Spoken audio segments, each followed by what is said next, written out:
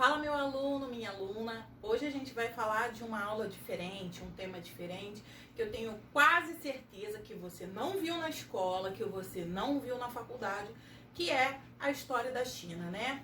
A gente está falando de antiguidade oriental, mas por que a gente não fala de China, né, Japão, enfim, essas sociedades do Extremo Oriente na escola? Basicamente porque nosso governo institui que isso não precisa ser ensinado na escola. Quando temos os PCNs, né, que são os Parâmetros Curriculares Nacionais de História para as escolas brasileiras, quando temos a Base Nacional Comum Curricular, ela exclui a história do Extremo Oriente porque eles acham que essas sociedades não contribuíram muita coisa para o nosso desenvolvimento. Mas aí que tá, gente, isso daí é um grande engano, que essas sociedades contribuíram e muito. E hoje eu vou falar um pouquinho da história da China. Como vocês podem ver aí no mapa, a China é essa área delimitada aqui, tá? Marcada em vermelho.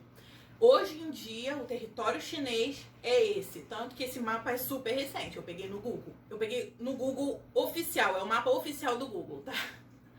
Mas nem sempre a China entendeu? O povo chinês, o Estado chinês, ele foi delimitado dessa maneira e vocês vão ver um pouco nessa aula. Como vocês podem ver aí no mapa mundi, a China é um país bem grande, né? Olha aqui, delimitado. E a China tem gente pra caramba. Vocês devem ver as notícias recentes sobre o coronavírus, né? Que infelizmente se desenvolveu lá na China e hoje em dia tá atingindo todo mundo. Mas na China tem gente pra dedéu. Então vocês vão talvez até saber um pouco por quê, né? Vamos lá. A primeira dinastia chinesa considerada é a dinastia Xia. Só que essa dinastia a gente nem sabe se realmente existiu, né? Ela é considerada uma dinastia mítica, porque os antigos manuscritos, né? Nem era manuscrito, mas assim, os antigos escritos que falam sobre essa dinastia não falam de uma maneira muito clara, né? Enfim, não sabemos se existiu ou não. E esses escritos, eles eram achados onde, gente? Nesses ossos oraculares. Eu vou mostrar pra você. Esses ossos, né, como vocês podem ver nas imagens, eles tinham escritos que foram traduzidos ao longo do tempo e chegou até o que a gente tem hoje em dia. Então, graças a esses escritos, a gente sabe que tem uma dinastia, né, que pode ter tido ou não, mas, enfim, né, a história não chegou a um consenso ainda de se existiu ou não, né, a academia, né, os meios universitários ainda não chegaram a esse consenso. A primeira dinastia, digamos, que é institucionalizada, né, que é aceita como existente, né, como real, é a dinastia Shang. A economia era agrária, né, como a maioria dos povos antigos. Os reis eram considerados semidivinos. A política era dividida dessa maneira aqui, em clãs aristocráticos. Ou seja, esses clãs aristocráticos abraçava toda a família do rei, né? Do chefe, do líder dessa dinastia. E aí que você vê como que botar a família para governar é uma coisa desde esse tempo perpetuada até nos dias de hoje. A dinastia Shang, ela é considerada uma das primeiras dinastias e ela coexistiu com a dinastia Xia, né, com a suposta dinastia Xia, né, que a gente não sabe se existiu, e com a dinastia Zhou, que é uma dinastia que aí sim já considera-se existente. A dinastia Zhou, digamos que seja a terceira dinastia, também tinha um sistema feudal, que é um sistema agrário, já é um sistema mais parecido com o sistema feudal europeu. A gente não pode dizer que era igual, idêntico, né? Porque até então essas sociedades nem se conheciam, né? Estamos falando de antiguidade, tá, gente? E foi uma dinastia muito longa, né? Comparada às outras duas. E passou por diversas situações de invasões e guerras. E é considerada o ápice da antiguidade chinesa. Essa questão da antiguidade, da Idade Média, esses marcos temporais, eles são muito eurocêntricos, eles são baseados na história da Europa. Mas, para manter essa linha de raciocínio, o que eu tô falando aqui hoje, nós estamos falando de antiguidade, no geral, e estamos falando da China como era nesse período. Ainda falando da dinastia Zhou, uma coisa muito importante que aconteceu foi o estabelecimento do confucionismo. O confucionismo era uma religião, era uma filosofia, era mais ou menos as duas coisas. Por quê? O confucionismo, ele tinha, como se diz, aspectos religiosos e aspectos reais, digamos assim. O confucionismo instituía que você deveria buscar o tal. O que era o tal? O tal seria como se fosse o paraíso para nós, né?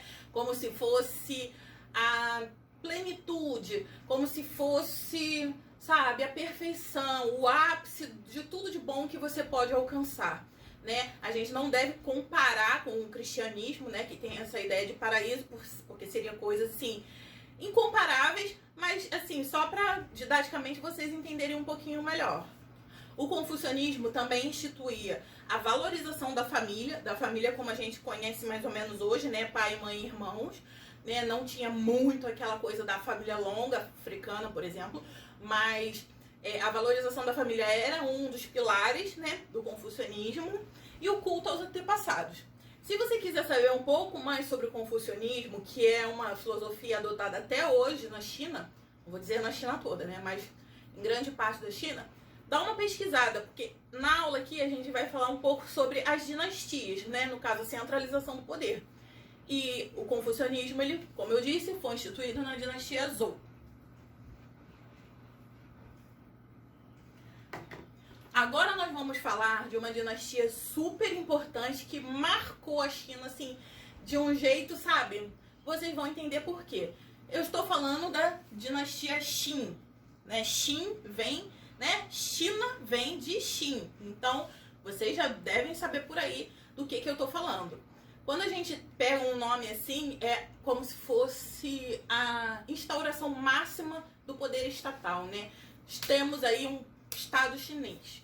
Nós temos aqui a centralização do poder imperial e cultural, porque antes havia essas lideranças, né, consideradas reis, mas agora a gente já considera como um império. O líder é considerado um imperador, porque ele tem essa política expansionista, essa política unificadora, principalmente no aspecto cultural.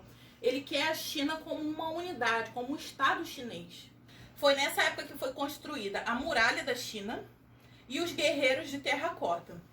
A Muralha da China, ela foi construída para proteger, né, aquele espaço de invasores, e os Guerreiros de Terracota em homenagem aos militares, ao poderio militar que construiu isso, que protegia aquele estado, né, enfim, em vários aspectos. Vou mostrar para vocês porque são construções que existem como ponto turístico na China até hoje. É muito legal, gente. Se vocês um dia tiverem opção de visitar, não deixem de ir. Aqui, ó, a Muralha da China e os Guerreiros de Terracota. Agora a gente vai falar da última dinastia da Antiguidade. Bom, eu não gosto de marcar assim esses... é a última da Antiguidade, é a primeira da... Não, eu não gosto porque esses marcos temporais, eles não são abruptos. Eles não acabaram num dia e começaram no outro. Isso foi se dando ao longo do tempo de uma maneira muito lenta. Mas a dinastia Han, que é de quem a gente vai falar agora, ela também foi muito marcante. Houve um avanço de prosperidade intelectual e crescimento. É nesse período que a leitura, a literatura, enfim, o conhecimento científico é desenvolvido e mais valorizado. Então, né, foi muito importante. Aqui também a conquista de aliados com presentes. Porque é comum na antiguidade, né, o emprego da violência para obtenção de territórios, conquistas, enfim, aliados. Mas essa política de te dar um presentinho aqui para agradar, isso era um indício de diplomacia. Algumas pessoas talvez até tratem como eles são interesseiros, mercenários, mas não, gente, eu vejo como um avanço, porque tudo que afasta o ser humano da violência, para mim, é um avanço. E nessa época da dinastia Han, que aconteceu uma coisa assim surpreendente, que foi a descoberta do Ocidente e a Rota da Seda.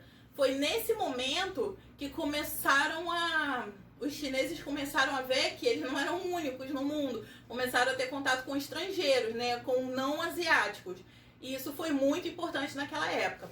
A Rota da Seda, ela foi digamos, um caminho, né, que facilitava o comércio entre o Oriente e o Ocidente. E vocês sabem, né, que a expansão comercial acaba gerando o quê? Mais desenvolvimento social, desenvolvimento econômico. Enfim, foi muito importante para a China nesse período. Bom, gente, essa é a primeira parte do vídeo que fala sobre antiguidade oriental, tá? Na China antiga. E os próximos vídeos vai contar momentos muito importantes, dinastias importantes, sobre a China durante o período que é considerado Idade Média, Idade Moderna, enfim, assim sucessivamente. Então, se você gostou desse vídeo, deixa um like, se inscreve aí no canal e não esqueça de assistir o próximo vídeo, que dá continuidade a essa aula. Um beijinho, tchau, tchau!